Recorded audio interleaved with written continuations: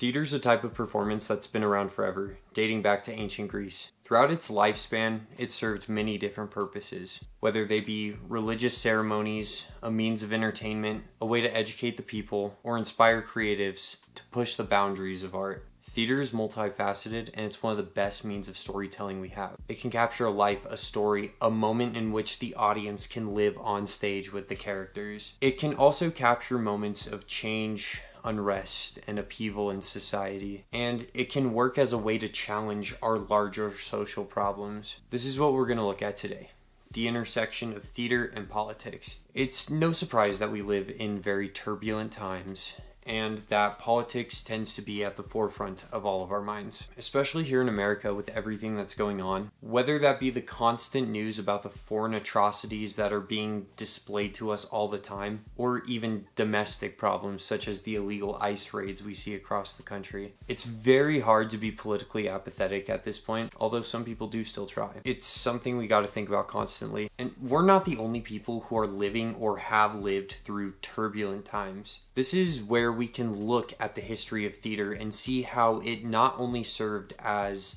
these evocative, emotional pieces that were put on stage, but also a means of political protest and activism. The lessons we can learn from these pieces can help us understand what society looked like at the time, recognize familiar problems and patterns, and maybe even look at it as a lens to fight what we're seeing in America today. To do this, we're going to look at five plays and how they reflected and in many cases challenged the real world outside of the pieces of theater that were put on stage. To start this, we need to go to a place in time that is probably fairly unfamiliar for most Americans generally, but we're going to go back to Russia in 1904 and look at Anton Chekhov's The Cherry Orchard. Our orchard is all of Russia.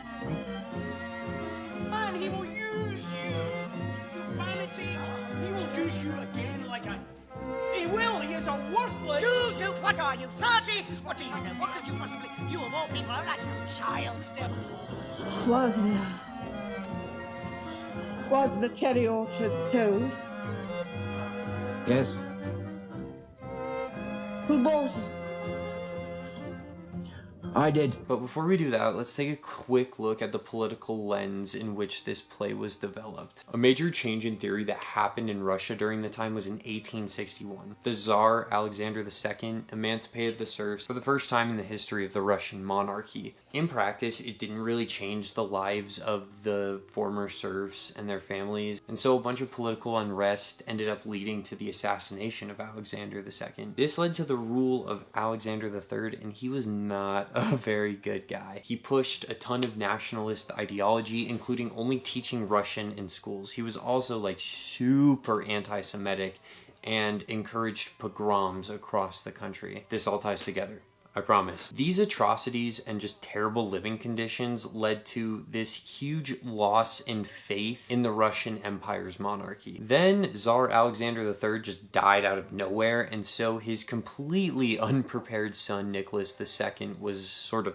thrust into power. The problem was that Nicholas didn't really know what he was doing. A simplified list of his blunders include, allowing 1,200 people to get trampled to death during a celebration of his coronation, more anti-Semitic pogroms, insistence on maintaining the monarchy despite how unpopular it was, jumping into a war with Japan to gain favor with his people and losing, jumping into World War I with Germany to gain favor with his people and getting crushed by Germany in the process, losing again.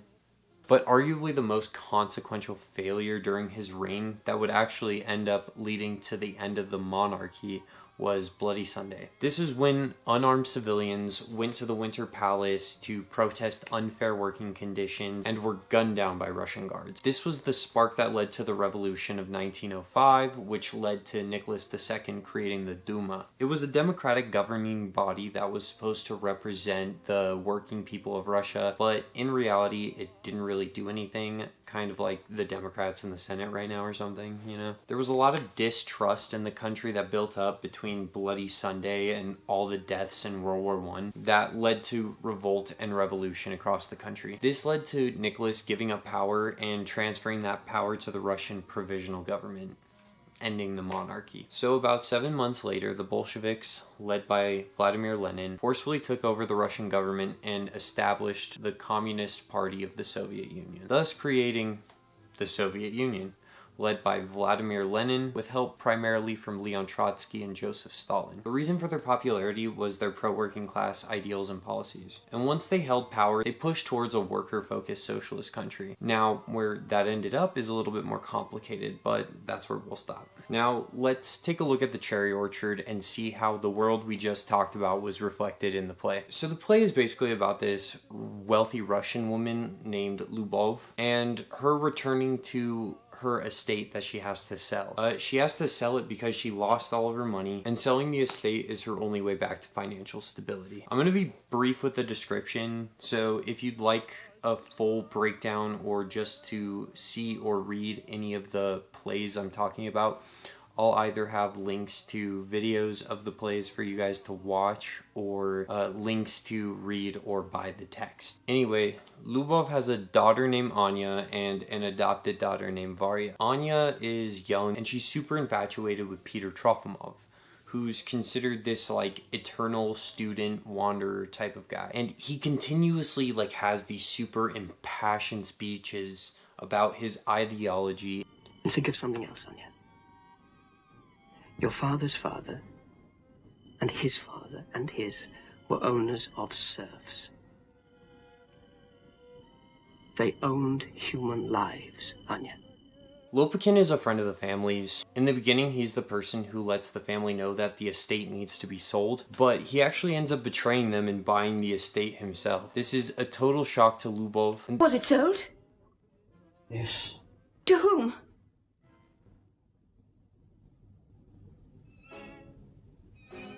Me. There are plenty of other characters, family members, friends, servants, but the primary three I want to focus on are Lubov, Trofimov, and Lopakin. Lubov is meant to represent the Russian aristocracy and how their reign and influence was beginning to crumble and just sort of fall by the wayside due to the terrible blunders and horrible practices of the Tsar. Her character is not like a caricature of the aristocracy by any means. Her character is given a lot of emotional depth through the connection to her daughters, as well as the trauma that she endures throughout the play. She is emotionally distraught over the death of her son, and this is referred to throughout the play. At the same time, she does seem very out of touch in a lot of moments, but it's still interesting to look at her through this lens, because she so desperately wants to maintain this old way of life, but she understands by the end that it's not sustainable, and so fighting it isn't really going to do anything. Lopakin, he is the representation of this new Russian working class that emerged after the freedom of the serfs, that hopes to one day achieve the success of the aristocrats, and now theoretically has the social mobility to do that. The likelihood of this actually happening is very low, given the way the world we described actually looked, but it's kind of fitting that he almost becomes the enemy at the end, taking the place of this old aristocracy as he tears it all down. To me, this reflects the fear that Nicholas II had about the waning trust in the monarchy. Now, Trofimov to me represents the Bolshevik movement, or maybe just the revolutionary ideals of Russia at the time in general. The reason I say the Bolshevik movement, though, is that his ideology wants to just tear down every shred of symbolism from this old aristocracy, or in this case, the estate and everything it represents, because to him, everything it represents is morally bankrupt and needs to be completely upended and eradicated. When we look at the way a revolutionary like Vladimir Lenin described the monarchy and his steps to eradicate every piece of the monarchy, we can see this line of thinking in Trofimov's impassioned political speeches. And then finally, to me, the cherry orchard itself represents the country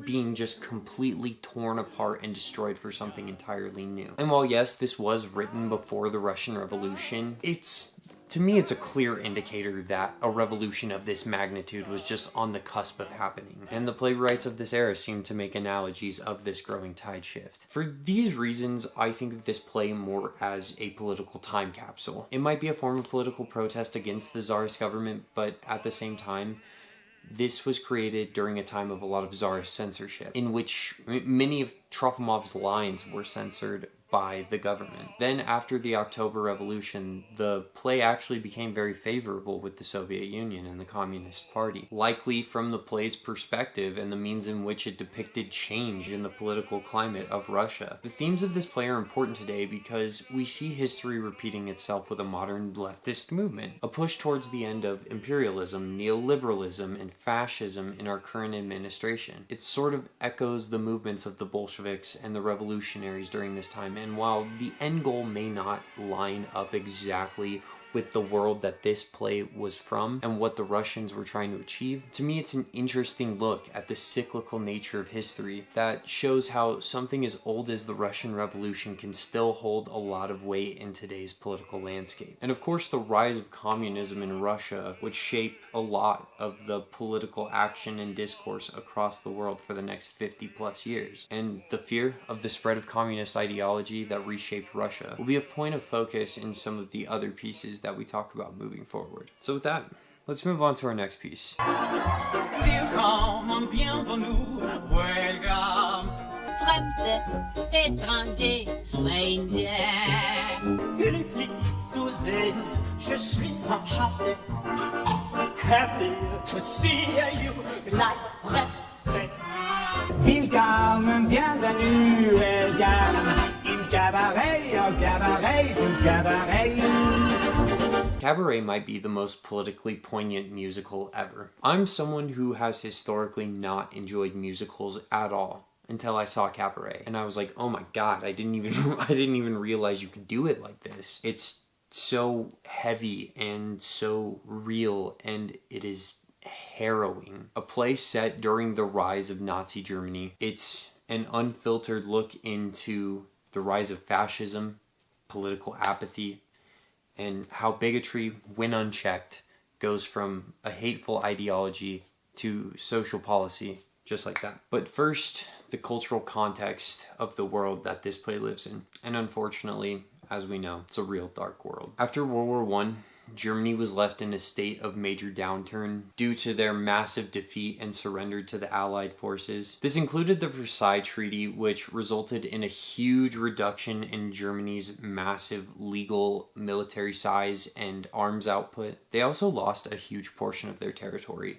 and were not allowed to unite with their greatest ally during World War I, Austria-Hungary. Their leader, Kaiser Wilhelm, no relation, retreated into the Netherlands, leaving the German people feeling like angry and resentful with their leadership or lack thereof. And the person who channeled this feeling into a political push, unfortunately, was Adolf Hitler. The monarchy was dismantled and the Weimar Republic of Germany came into fruition under super unstable rotating leadership. This political instability, as well as a big-time economic downturn, forced work strikes and inflation to skyrocket, leaving tons of Germans broke. This led to Germany looking for a new solution. And Adolf Hitler, during this time, joined the German Workers' Party, renaming it to the National Socialist German Workers' Party, or Nazi Party. Now, as a side note, to clear up some confusion, even though socialist is in the title of the party, and Hitler's party was sort of anti-capitalist for a short period, he eventually rejected this, and the party became a capitalist party once they got into power. So if you ever say, oh, well, Hitler was a socialist, just look at the name of the party, I'm gonna assume you're an idiot, because he was actively persecuting socialists and communists.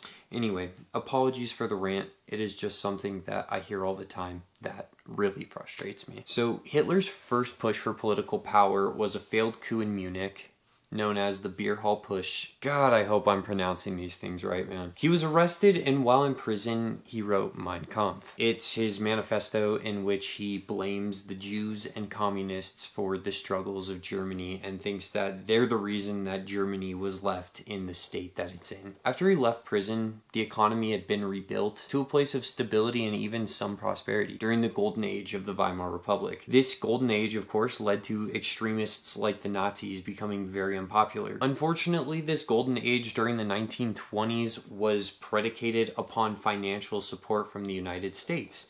And anyone who took a US history class knows that in 1929, the United States stock market completely crashed, causing the Great Depression. And so Germany was kind of screwed financially. Hitler tried to gain power through democratic means, and the Nazi Party ended up holding the majority of political seats with their rise in popularity during the 1930s. Hitler was named chancellor after losing the presidential election to Hindenburg, who didn't like Hitler but foolishly thought they could work together to squash communism. Hitler then began to militarize citizens within his party, create chaos, and claim he was the person who would restore order from an inevitable communist takeover. A huge fire ended up burning down Germany's parliament, most likely caused by the Nazis, but Hitler blamed it on the communists and urged Hindenburg to sign Article 48, which would give Hitler temporary dictatorial powers. With this power, Hitler arrested thousands within days. He then held a new election, won, arrested any left-wing politicians that would cause dissent, and held a vote to enable him to pass laws without any oversight, which, without any political opposition now, he obviously won, giving him absolute power. Now, we have the background to look at Cabaret. So, Cabaret is a story of an American writer, Cliff, and his romantic entanglement with a British singer, Sally Bowles, in this seedy cabaret club called the Kit Kat Club in early 1930s Berlin. They meet a few other characters throughout the play, and each of these characters to me represents a different sect of political ideology during fascist regimes. The play's themes center around political awareness and how political apathy is key in fascism gaining credence. So, starting with our main character Cliff, who arrives to Berlin to write this new novel. Throughout the play, he seems to represent the recognition of the dark political tides that are changing as the golden era of the Weimar Republic is coming to an end and Hitler's reign is about to begin. He sees the dangers of the Nazi Party, and by the end of the play, he understands that it is not a safe place for him to be. I mean, he even gets beat up by a bunch of Nazis. So he urges Sally to leave with him, but she declines, and he ends up leaving by himself. Sally's character is perhaps the most pivotal in terms of the play's political messaging, and I think her character embodies the political apathy that the play so obviously highlights. As a primary driver in giving ground to allowing fascism to exist, throughout the play she is purposefully ignorant to the political tides around her. She even sees Cliff reading Mein Kampf and doesn't even bat an eye. She's comfortable in her lifestyle and wants that lifestyle to stay the same no matter what. So she shuts herself off when it comes to the political world around her and just stays in this ignorant bubble. The definition of political ignorance and political apathy. Next, Ernest Ludwig, who's introduced as a friendly local to Cliff and later reveals he's working for the Nazis. He's probably the scariest character on the surface because his character is showing that a fascist isn't always this evil, scary caricature. Sometimes it's your nice next door neighbor that greets you hello every day. His ideologies become more pervasive and outspoken as the play goes on, and it's very interesting to have that scene where he gets his jacket taken off and his Nazi armband is revealed. Fräulein Schneider is a character that tries to sort of stay politically complacent. When I say this, I mean she isn't necessarily going out of her way to remain politically ignorant in the same way Sally is, but instead, she doesn't believe that she can fight the political tides at this point, having lived through the depression that Germany was going through that I described. Instead, she just decides to become complacent in the Nazi takeover. She originally planned on marrying another character I'll talk about, Herr Schultz, but after it's revealed to Ludwig that he's a Jew, and after he's on the receiving end of an anti-Semitic hate crime, she rethinks it and calls it off. To me, this character is the embodiment of people who understand what's happening in the world around them and still choose not to do anything about it.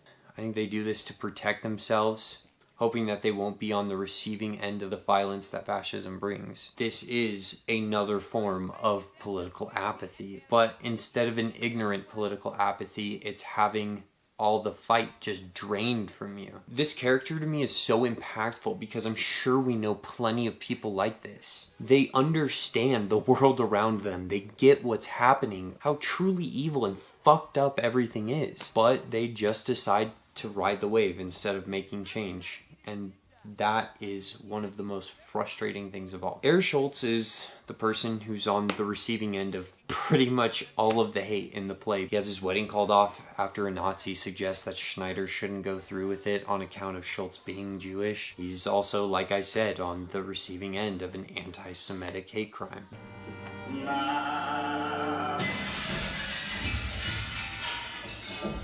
Yet, throughout the show, until the very end, he remains optimistic.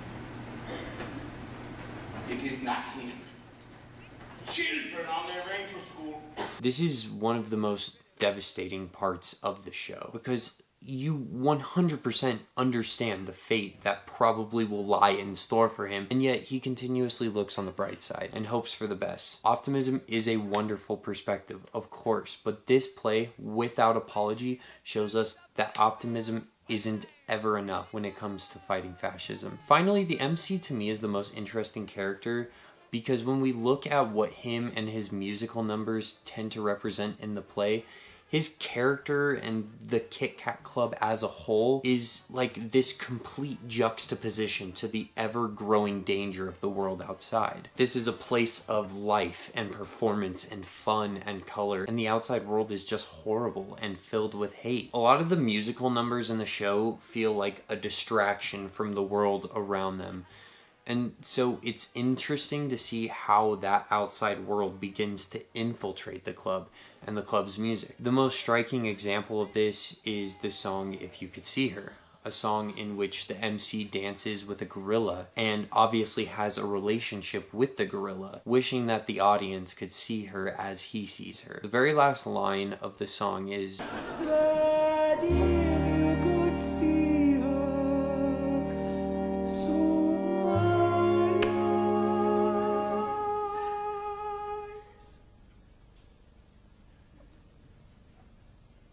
She wouldn't look Jewish at all. This line is just a direct punch to the audience and a reflection of how poorly Jewish people were received during this time in Nazi Germany, treated like animals. And one of the most impactful things I've seen through this play is the ending in Alan Cummings' version of the MC, in which he takes off his jacket after the final song and reveals a concentration camp prisoner outfit. I've seen versions in which the background becomes a mirror showing the audience and how they were complacent in the rise of fascism. They watched all of this happen and said nothing, and they understand the harm and the death that it will lead to. Every character in this show feels like a different type of citizen that would exist during this time. I think that the audience can relate to a character like Cliff because he understands what's happening in the world around him. But oftentimes fascism does not come overnight. A lot of people think it's this big scary monster that will pop up out of nowhere. I guess in a sense it's true, but a lot of times it also is just these small chips away, continually normalizing what we would view as abnormal. But that's why this piece serves as such a poignant political message, and I think it's why it's so important, especially right now, in a world in which we're witnessing multiple genocides across different countries, and in the early stages of a fascist takeover in the United States. It's important to understand how these takeovers happen and the reality of the world that exists around them if we don't do anything about it. Look at ICE, who literally gets referred to as the modern-day Gestapo continually because they act in the exact same fashion. To me, this is the most important piece to talk about when we tie it into our modern frame of reference, because it is just such a staunch example of what's happening in our own backyard as we speak. And speaking of our own backyard, it's time to move to a play that is a reflection of a great point of political turmoil in the United States. That, of course, is the Cold War. During the Cold War, in the 1950s, there was a rising concern that communism had infiltrated the US, and so there was a mass panic that led to hysteria around trying to find out whether there were communists lurking within the different facets of our society. This, of course, boiled over into a large publicized witch hunt of suspected communists that was headed by Senator Joseph McCarthy. This period, of course, was called McCarthyism. Anyone who's taken a US history class is probably familiar with McCarthyism. McCarthyism affected different industries, but one that felt the ramifications very severely was entertainment, and thus a play that directly speaks against this was born, and it is still referenced to this day. This play, of course, is The Crucible by Arthur Miller. I have seen your power. You are combined with Antichrist.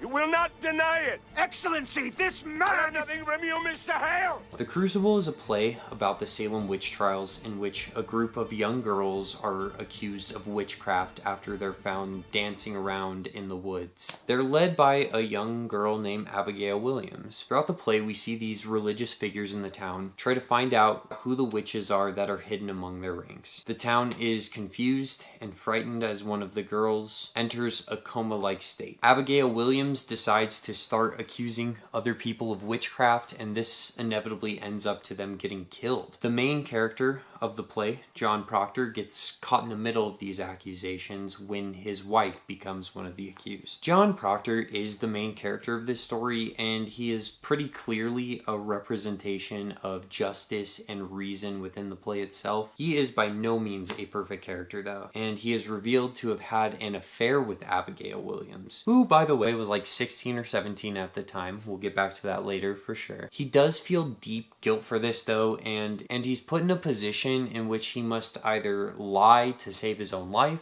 or hold true and risk death by not admitting to any form of witchcraft. This line of thinking directly ties into the fear of communism and the upholding of a person's name in the public sphere. Throughout the play, John Proctor talks about how important it is for him to keep his name. But my name I cannot sign. Then explain to me why you will not... Because it is my name! Much like I'm sure it was important for these people in Hollywood to maintain their name, their reputation, and their career. After all, it may be easier to confess to witchcraft or communism and be a co-conspirator and try to put other people away. But the difficult and often more noble thing to do is to hold fast to your beliefs and stand up for yourself as a person. That's what John ended up doing in the play, and he ends up dying. Abigail Williams in this play is the embodiment of McCarthyism and the mass hysteria that followed. She continuously looks towards others she can blame for the panic and throws them under the bus and has them executed to protect herself. This would make her a very evil and terribly unlikable character, and in some ways it does, but she's also faced with this insane pressure from the religious leaders of the town, and with death being on the table and her being a child, it's not too hard to see where she comes from. And in that way, maybe the religious leaders are more the embodiment of McCarthyism and the people around Joseph McCarthy that were enabling all of this to happen. But this play is a very apt allegory for McCarthyism and the fear of communism spreading in the United States. And the effect of this anti-communist propaganda and fear-mongering that existed during the time can still be felt today. To start, the American propaganda machine basically turned communism into like a slur in our modern context. And the irrational panic and constant attacks on our civil liberties through the use of fear and suspicion is still used today. A clear example of this is Donald Trump's continuous attacks on a group like Antifa, a completely unorganized group that serves more as an ideology than anything else. He has stated on multiple occasions that he wants to attack anybody within this group and has made threats at left-leaning ideology in general. This lack of evidence and fear-based reactionary political thinking is a modern-day example of the exact same thing, but this time with a violent federal police force to enforce it. While The Crucible does an apt job of pointing out the logical fallacies of McCarthyism, it is not perfect in its portrayal of its protagonist and antagonist. This actually leads me to another play that I'll briefly talk about, probably not as in-depth as the others, about another momentous swing in the entertainment industry. A play that points out these clear character flaws, and that play is John Proctor is the Villain.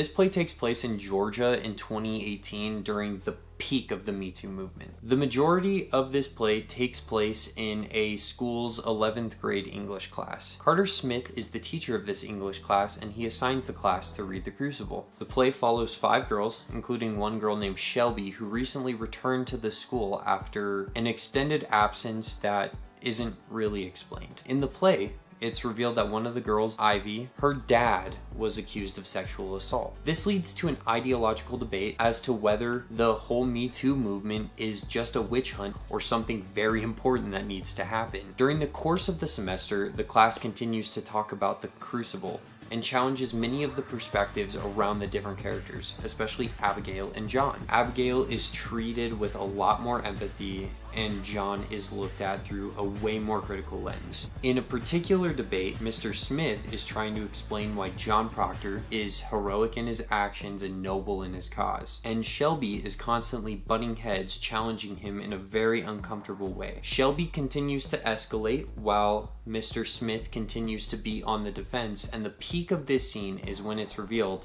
that Shelby was actually groomed and had a sexual relationship with Mr. Smith. To me, this play is such an interesting reevaluation as to whether the character John Proctor is actually a hero or not, especially if a lot of the conflicts through Abigail could be a result of trauma from her grooming. This framework to me is a really important reflection on challenging previous notions we held true without really a second thought. This is something that we should always do. We should always challenge things that we just innately hold true and wonder why. This play is also a great way of showing effective means of holding people accountable, as people tried to do during the Me Too movement. It's hard to look at this in reflection as the whole Me Too movement was so recent, but we've at least seen this cultural shift socially to holding men in positions of power accountable and calling out harmful behavior in a way that didn't exist prior. Although with our current administration, we of course are seeing a lot of those things stripped back as well, with our president being a pedophile and a sex offender. So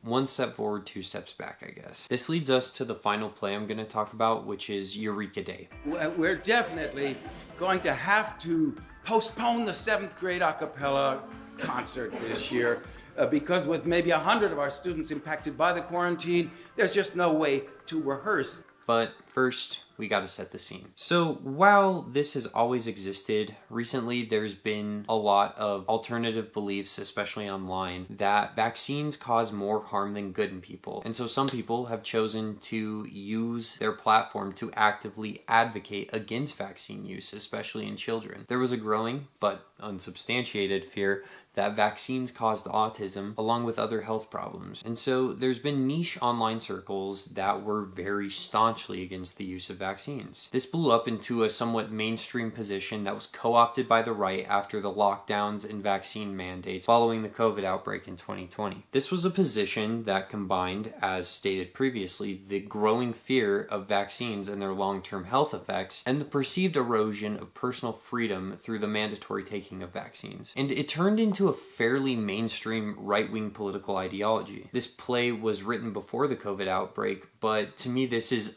a historical context that of course is extremely important when talking about vaccine debate. Before we get into any more of that, however, let's check out what this play is about. So Eureka Day by Jonathan Speck is a play set in a private elementary school in Berkeley, California in 2018. The school is like super ultra progressive and advocates for justice and civil liberties, teaching these things to their kids. The play follows 4 parents and a principal, and they are the school board of this particular school. The play basically turns upside down when one of the students contracts mumps. This causes an outbreak to occur and the school has to close down as a result. The school board then holds a virtual town hall meeting where all of the parents join, and it's revealed that many of the parents of the children at the school are actually anti-vaxxers, including a couple members of the school board. So the rest of the play ends up tackling the ideology behind being against vaccines as it begins to directly affect the characters that we follow. To me, the themes of this play are directly tied to 2 characters, Karina and Suzanne. Karina is of the mindset that the school should reopen for vaccinated students, and that vaccinating the students isn't a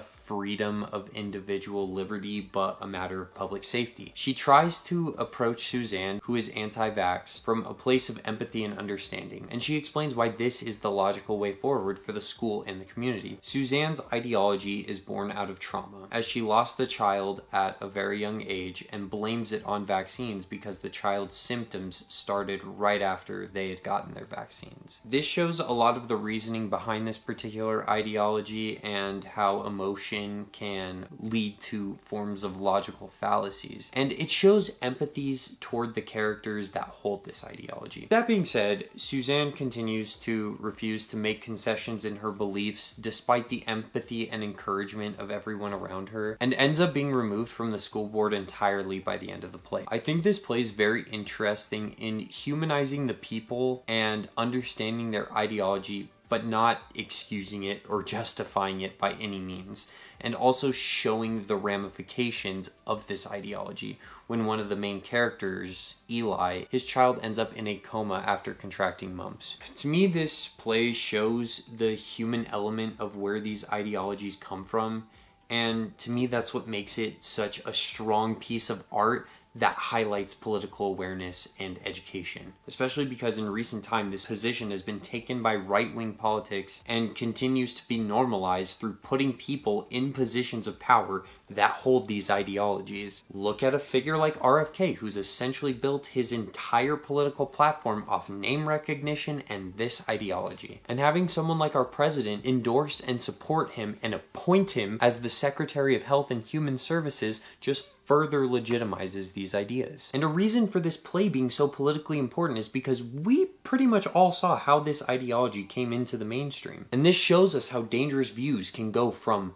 outlandish and extreme to being normalized very quickly. And the anti-vax ideology is just one of the many examples of the Trump administration trying to erode our foundational institutions, whether it's calling any political dissent fake news, creating doubt in the efficacy of our public institutions by claiming they're filled with fraud, or lying constantly about public issues that don't exist. There is constantly a weaponization of misinformation from our current administration. So, as we can see, theater is not only a means of entertainment. It can inform us of our political past, present, and even future. Throughout all 5 plays I've talked about, there's been some sort of link to the current political climate. This includes the climate for political revolution that we discussed previously, that we see burgeoning in America today with the rise of fascism that would inspire a political revolution, the tactics of fear and hysteria that can cause people to turn on each other and allow for injustices to happen freely, very much like the way the left and Antifa are portrayed by our government, or the dissemination of trust in our foundational institutions through politicizing and weaponizing misinformation in a way that allows them to act against their own self-interests. These are all plays that delve into these themes and shows throughout history that there's always been political turmoil. And theater can be an amazing teacher to help us recognize the patterns that reemerge even during the scariest moments of political turmoil in an easily accessible manner. This is crucial so we can be informed and equipped to understand it and stand against it. That is why the intersection of politics and theater will always be so important. My name is Kaiser Davis. I am a student at UNM. I am double majoring, doing both theater and journalism, and to me, this essay represented a way for me to connect these two loves that I have in a very interesting and timely discussion that I wanted to have. And if you listened to all of this, thank you so much. I really appreciate it.